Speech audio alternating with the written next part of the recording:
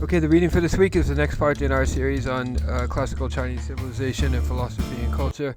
And for this reading, we will be jumping to the Song Dynasty, to the philosopher and official Zhou Xi, born in 1130 and died in 1200. And he's one of the founding figures of Neo-Confucianism, or Daxue, the study of Dougaku, study of the Tao, literally, Neo-Confucianism.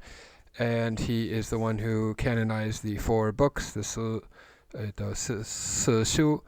and we've already encountered some of his writings in other videos. But in this episode, we will be reading his preface to the Great Learning, the Daxue, Daigaku in Japanese, Daxue, right? Daigaku, of course, is the word that came to mean university, but originally it means the Daxue, the Great Learning, and it comes from the chapter of the Liang, which came to form its own independent work with Zhou Xi and the canonization of the 4 books in the Song Dynasty. Okay, so Neo-Confucianism, Daxue, is a general term used to refer to the renaissance of Confucianism during the Song Dynasty. Okay, Song Dynasty, I've already said, referred to the Song Dynasty several times. If you're not familiar with the dates, go back and look at the dates for the Song Dynasty. I'll put the link to my song to Frère Jacques in the link below. The Northern Song and Southern Song are the 2 parts of the Song Dynasty. Review that if you don't remember the dates. During the Song Dynasty, following a long period in which Buddhism and Taoism had dominated the philosophical world of the Chinese, and also to the various philosophical schools of thought that developed as a result of that renaissance. So again, we have remember, classical Confucianism appears on the scene, and then Taoism and Buddhism appear as a kind of challenge to Confucianism, and then we have Neo-Confucianism arrive as a kind of Aufgehoben, or a kind of fusion, or a kind of synthesis of those 2 initial moments. Right? Neo-Confucianism has its roots in the late Tang Dynasty, but it came to maturity in the Northern and Southern Song periods, and continued to develop in the Yuan, Ming, and Qing periods. Review these dates if you don't know them yet. The Yuan, of course, is the period of the Mongols.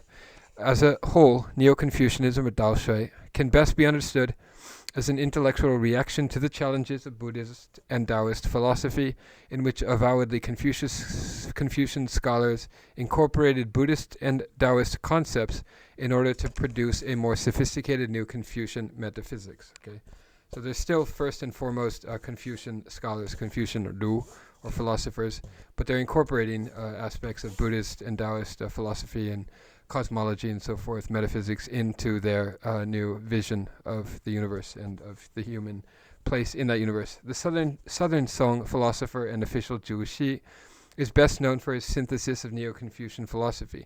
However, his concerns went far beyond the abstractions of philosophy. His purpose was to change and improve, from his point of view, family life, society, and government. To this end, Zhou Xi was active in the theory and practice of education and in the compiling of a practical manual of family ritual. Okay, the document excerpted below is the preface to his commentary on the 2 classic texts, the Great Learning, the Daxue, and the Doctrine of the Ming, or the Zhongyong. In this excerpt, Zhou Xi discusses education. So this is the part where he talks about education in his famous preface to the Daxue, which is regarded as one of the masterpieces of prose literature and of philosophy in this period. All right, and once again, the excerpt is taken from sources of Chinese tradition. I'll provide a link to that book in the description below, and you can purchase it and follow along there. Okay, in the floor, here's the text. Preface to the Great Learning by chapter and phrase. Okay, as always, there is an abridged version, and then the longer version. I will read the longer version. Let me read the study questions before we get to the text. Question number 1. What distinction does Zhou Xi draw between people when he lays out his ideal program of education, of Daxue, of great learning? Question number 2. What are the purposes of education for all children, from the nobility to commoners in the lanes and alleys? What are the purposes of education for all the children? Question 3. What are the purposes of the Daxue, the higher learning, that Zhu describes. So there's education, and then there's the higher learning, the Daxue. Question 4, do you think that the system that Zhu describes as being typical of the 3 dynasties actually existed, or is it just kind of making it up? If it didn't exist, why should Zhu say that they did? Did it matter whether such a system really existed in the past? And question 5, compare the purposes of learning as described here with the purposes of learning as seen in earlier Chinese texts, such as the Lunyu, the Confucian Analects, and the Xunzi, and in the texts of other civilizations. So this can be a comparative religions question. All right, here is the preface to the Great Learning by chapter and phrase by Zhu. The book of the Daxue, Great Learning, comprises the method by which people were taught in the higher learning of antiquity. When heaven, Tian, gives birth to the people, it gives each one, without exception, a nature of humaneness, Ren, rightness, Yi, ritual decorum, Li, and wisdom, Zhi. They could not, however, be equal in their physical endowments, and thus they do not all have the capacity to know what that nature, that Xing, consists in, or how to preserve it whole. Once someone appears among them who is most intelligent and wise, and able fully to develop his Xing, or nature, Tian, or heaven, is sure to commission him as ruler and teacher of the myriad peoples, so that being governed and instructed, they may be able to recover their original nature, their Bang Xing. This is how Fu Xi, the divine farmer, the yellow emperor, and the sage kings Yao and Shun, remember Yao and Shun are the sage kings of very distant antiquity that are often extolled in Confucian texts, succeeded to the work of Tian, heaven, establishing the norm for all to follow, and how they came up to set up the post of Minister of Education in the office of Director of Music. Director of Music is Yue Fu, I think, in the original Chinese. In the flourishing days of the 3 dynasties, the Xia, Shang, and Zhou dynasties, those are the original 3 dynasties, their institutions were steadily perfected until everyone, from the king's court and feudal capitals down to the smallest lane or alley, had schooling. At the age of 8, all children of the king and dukes, on down to the common people, started their elementary learning, in which they were instructed in the disciplines of sprinkling and sweeping, responding to others, and coming forward or withdrawing from the presence of others, so the social disciplines, as recorded in Lunyu 1912. And in the polite arts of ritual, Li, music, Yue, archery, forget the Chinese for that, charioting, writing is Shu, and arithmetic is Su Shui, or something like that. Then at the age of 15, starting with the heir apparent and other princes, and down through the legitimate sons of the dukes, chief ministers, grandees, and lower aristocracy, to the talented sons of the common people, all started their higher learning, their Daxue, in which they were taught the way of self-cultivation and governance of men through the fathoming of principle and rectifying of the mind. This is also how the distinction was made in the gradations of elementary and higher instruction in schools. So there's elementary, and then higher instruction, Daxue. Zhong Shui and Daxue, or Xiao Shui and Daxue. Thus widely were schools established, and thus precisely defined was the art of instruction in the details of its sequence and itemized content. As to the reasons for providing this instruction, they followed naturally from the superabundance of the ruler's personal attention to the practice of virtue, De, and did not need to go beyond the constant norms that govern the people's livelihood and everyday needs. This being the case, there was no one without learning in those times, and as to the learning itself, no one would be without an understanding of what was inherent in his individual nature, his Xing, or what was proper to the performance of his individual duties, so that each could exert himself to the fullest extent of his energies. So obviously he's probably idealizing the past a little more excessively here. This is why, in the great days of high antiquity, good government prevailed on high, and beautiful customs below, to a degree that later ages have not been able to attain. Next paragraph. With the decline of the Zhou, sage and worthy rulers no longer appeared.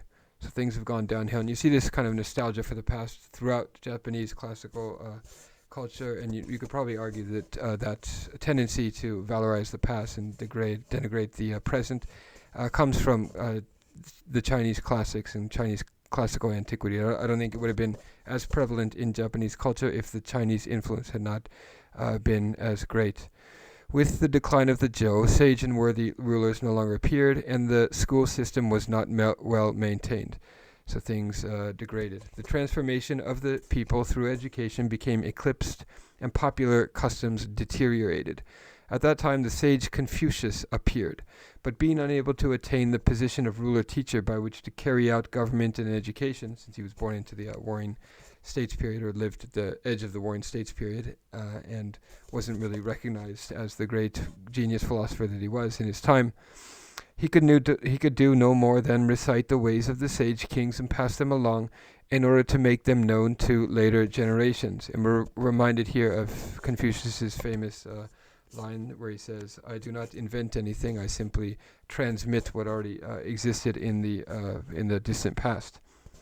Thus, for instance, there were such pieces as the ritual matters, the Quli, the lesser ceremonials, the Xiaoyi, norms for the household, Neizi, which are chapters of the Li Jing, chapters of the record of rites, and duties of the disciples, Zizi Zhi from the Guanzi, which were only the remnants and byways of the original elementary learning. There was, however, this piece, the great learning, the Daxue, in the Li Jing chapter. I forget what chapter it is, but we'll look at that later.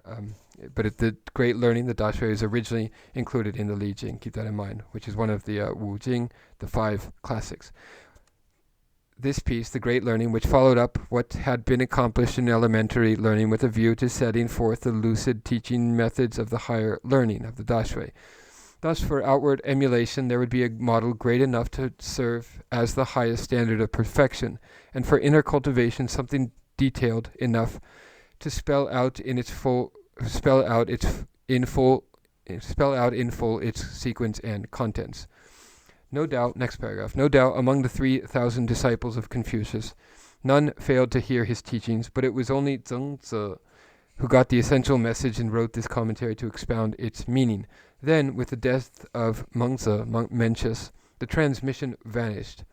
The work survived, but few understood it. Okay, so the Daxue wasn't, I think, Robert Eno mentions this in his introduction to the Daxue, that it wasn't really read widely after the Li Jing appeared, and throughout the centuries it was not read widely until Zhu Xi kind of revives it in the Song dynasty and with his canonization of the 4 books.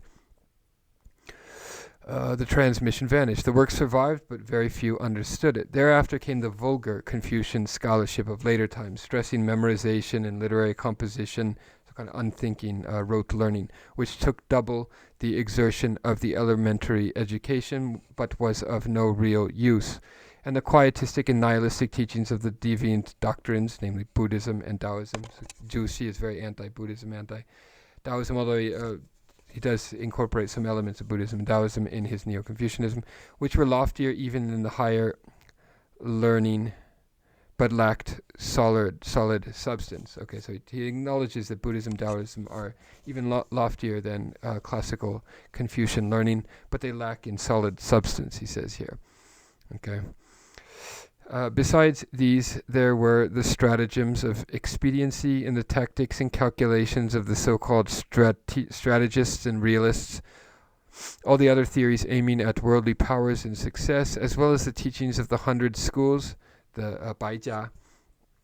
Remember, during the Warring States periods, there were 100 schools that were all competing each other for dominance. The legalists is one of those schools.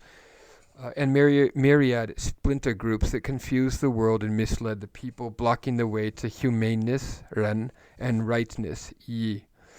All these were mixed together in great confusion, so that gentlemen, rulers, alas, could no longer hear the essential teachings of the great way of the Da Dao, and lesser men were no longer so fortunate as to enjoy the beneficial effects of the ultimate and good government.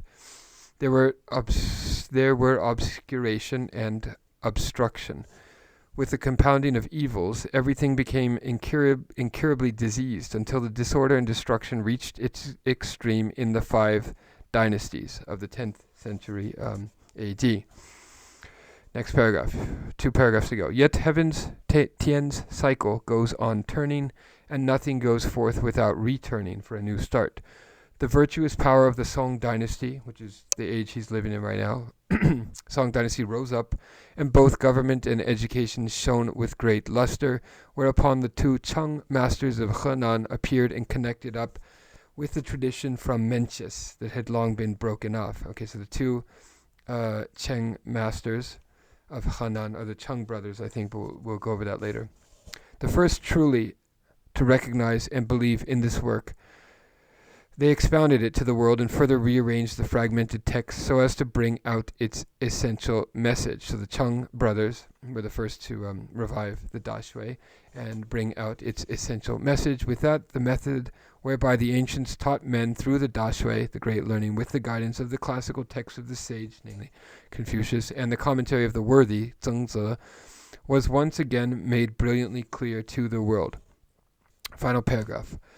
Although I am not very clever, it was my good fortune through indirect association with a teacher among the followers of the Cheng brothers to hear about this revival of the Daxue. Considering that the work still suffers some damage and loss, I overlooked my own unworthiness and ineptitude and went ahead to gather up the fragments, rearrange them, and insert my own ideas here and there to fill in for what was missing, and then await the judgment of later gentlemen. Realizing full well how presumptuous this is of me, I know there is no way to escape the blame for what I have done. But I thought it might not be without some small benefit to our country in educating people and improving customs, and also to scholars as a method of self-cultivation for the governance of men. 16th year of Chunxi, 1189 in the Western calendar, 2nd month, Jiazi Day, which is February, corresponds to our February 20th, Juxi of Xin'an, which is present-day Anhui. All right, that is all for now. We'll discuss the study guide questions and more issues about this text in class later. See you then. Goodbye.